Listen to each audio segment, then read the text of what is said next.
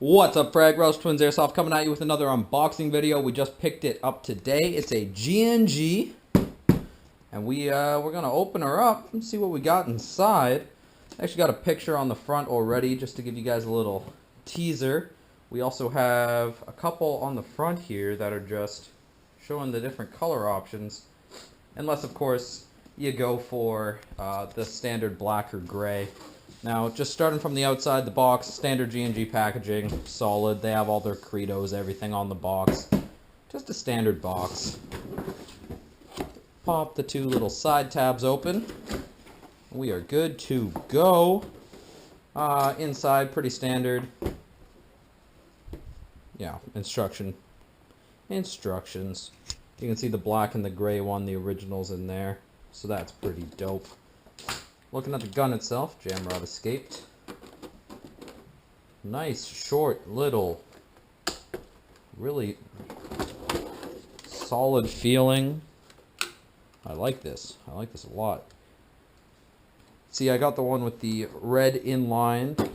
Just want to flex a little bit, not just your standard. Also came with a nice slim stack magazine. It's actually a high cap. I believe it was 300 rounds. Let's just slap her in, see how she looks. Okay, that's pretty slick. This is the high velocity version, which is pretty standard. So it's coming out the box shooting at 380 feet per second. Standard safety switch, except I believe it comes pre-installed with a MOSFET. That is a 3-round burst. It has a skeleton trigger, that's the flat pull, so it's super quick and slick to pull. Flip up front and rear iron sights. Really standard sights though.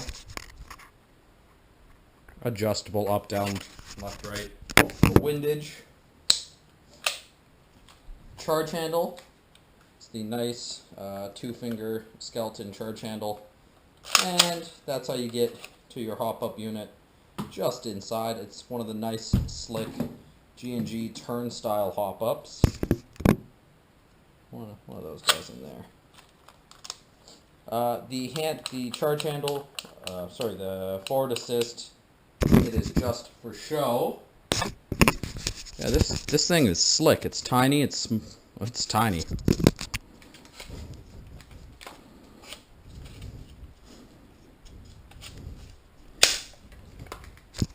Even with the stock fully extended, it's pretty small and snug. I like this. I like this a lot. But we didn't just get the slim stack mag.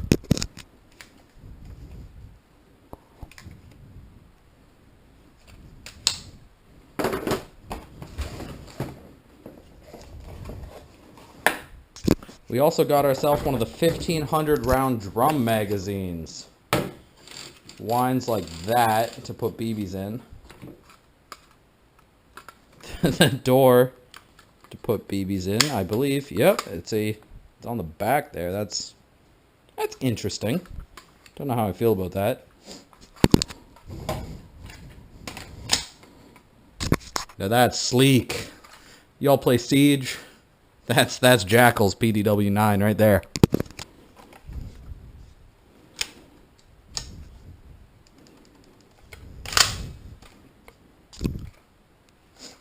One interesting thing is, even though it's kind of a AR style of PDW, the mag release is more of the AK style with the thumb drop on the back there.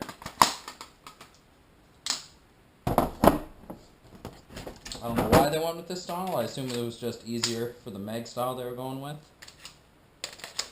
But it works. Now the bolt release, as far as I know,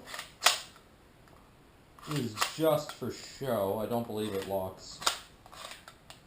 Yeah, no. The bolt release is just for show. Disassembly of this gun is going to be almost identical to a standard AR with this pin, upper off, lower out, etc. So if you're looking to get something a little different than your standard AR, you want something sleek, small, tight, you want something that's a fair price and a good quality, this might be the way to go. Went with the red inline. I originally wanted blue, but they were out of stock. They also have a green, I believe. We're all on the top of the box here. There's the red, that's what I got. They got orange, green, blue, and white. I believe that's called ice, sky blue, jade, orange, and fire, or something like that. I just wanted something a little more flair, a little more pop. And it's not a lot to it. It's just the 2 disassembly pins, the body pins, I guess the 3. The bottom finger guard here, the trigger, bottom of the pistol grip, which is a really nice textured grip actually.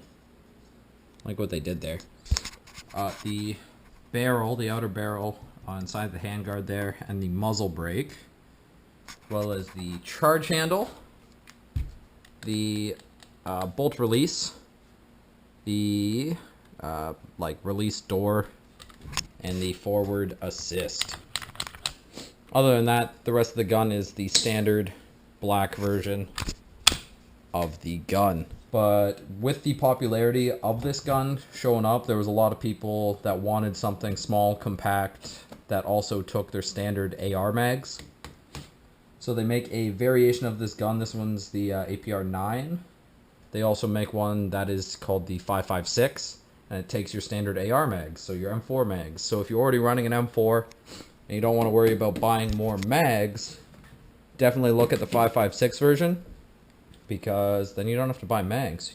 It's going to be a lot wider of a mag well, won't have quite as sleek of a look, but if it saves you money not buying mags, you get to use what you already have. I mean, that's pretty dope.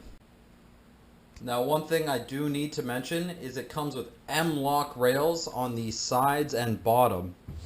So it's still Picatinny on top, so you can mount your standard sights, but you might need to pick up a M-lock rail adapter to Picatinny rail adapter if you want to run any of your standard AR attachments. You get your codes on the back here. This is how you register for your, making sure the gun is authentic. Also, to register for your warranty. It does have the high muzzle velocity tag on here. The gun comes out of the box shooting at pretty much dead on 380. I haven't had a chance to test fire it yet. Like I said, it just came in, but I've seen them on the field and everyone's is pretty goddamn consistent. Now the battery door is actually in here, down here somewhere. I'm gonna see if I can figure this bitch out.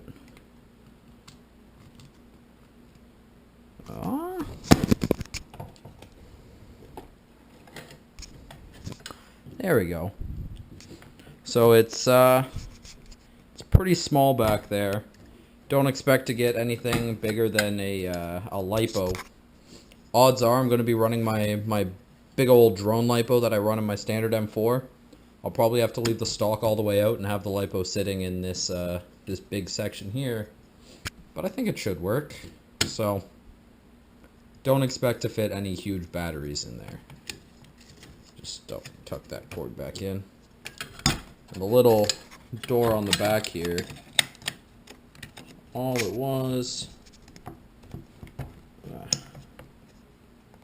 it's an interesting design. So press up on this release here, and then pull back and it opens up. Then forward and let go. Easy peasy, easy peasy.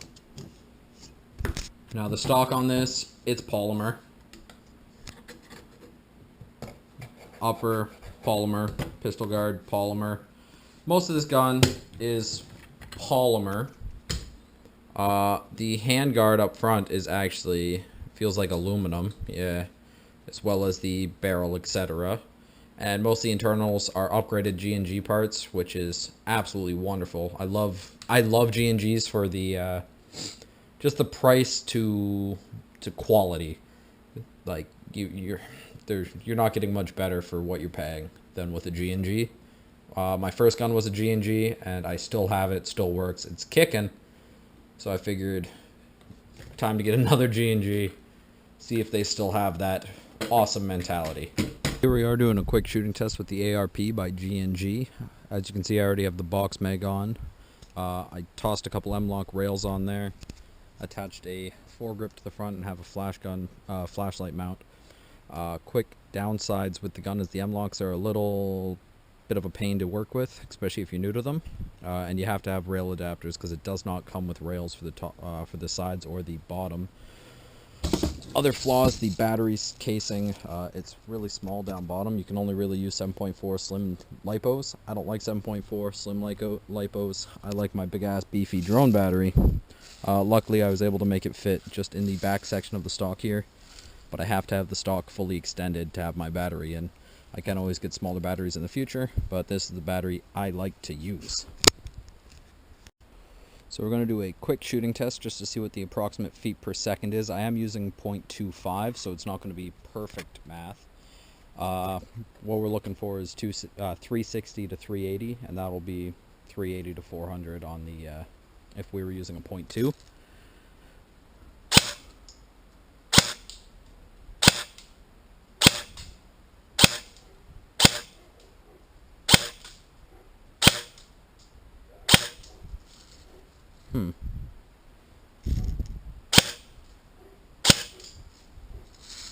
Well, we were seeing 360. I don't know why it's being weird now. Let me restart it. So we're looking at about 360, just below. Yeah, 350. Oop.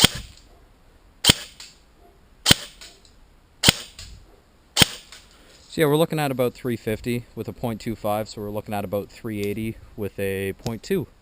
So that's perfect for indoor and outdoor in my area. It depends what your field rules are. Now, a really cool feature with this wind mag is it's just a wind on the front to feed BBs, which makes it super slick. The full auto is aggressive and fast. But if we switch it to semi-auto and hold it for a solid 10 seconds, 2, 3, 4, 5, 6, 7, 8, 9, and 10. That should be good there. The built-in MOSFET unit should switch to a 3-round burst. Overall, first impressions of my gun are extremely positive. G&G really did it again with just a quality gun for a fair price. I really like the red inline and the fact that you can get multiple different colors, and you can get them for the same price as the stock gun. The gun is majority polymer, but like the handguard and the slide bars on the stock, those are metal. The internals are all upgraded G&G metal, all the like accenting, that's metal. So because it's that polymer metal kind of hybrid, it's still light enough that you can use it all day, every day, and not get too tuckered with it. But with the metal added, it just adds that little hefty to it, that bulk that makes it feel good. Being a G&G, everything is really tight. The tolerances are good. It just feels good to hold. It's solid. After you toss the grip on there, it was really, really comfortable to shoot. It's nice and snappy. The trigger is like a flat pull, really, really sensitive. The built-in MOSFET, it's really cool how you can switch it between semi-auto and fully auto. Well, triple shot and fully auto whenever you want to. Negatives with this gun, kind of the polymer. I've been getting used to using metal, but that could also be a positive depending on the player. I've also been getting used to blowback. There's no blowback on this one, but beauty is in the eye of the beholder. The hop-up unit is extremely slick. It's your standard G&G rotary, really tight. But it's a pain in the ass how I can't lock the bolt back. So to get the hop-up, I have to have one hand holding the bolt back. It's a little tricky to change the hop-up. The M-lock rails are slick, and if you know how to use them, they're awesome. But as it was my first time using an M-lock, I've only ever used key mod and standard Picatinny. There's a little bit of a learning curve getting the rails on there. The flip-up sights that it comes with are pretty slick. They're solid. They don't move.